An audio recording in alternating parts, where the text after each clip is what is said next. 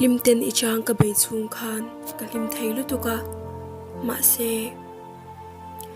ka ma hun tur ka lo ngai tu thui lo em ani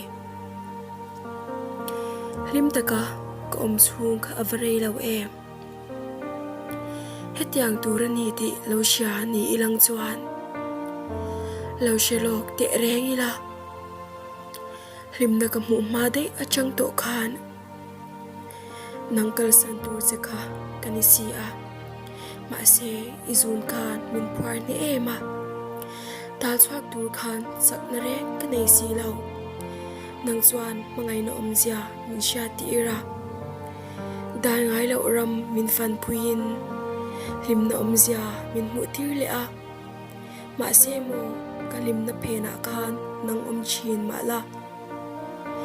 kalungai na le cha na phena om chu nang thau ini si lim na min thlenin lungai na min mu cha ma se ka chan to kware na ni si chuan du lo hle ma ila khwanu dwani ka pom lo the si lo hun rei lo te ma ni se itan ti in engkim kalan si ani kha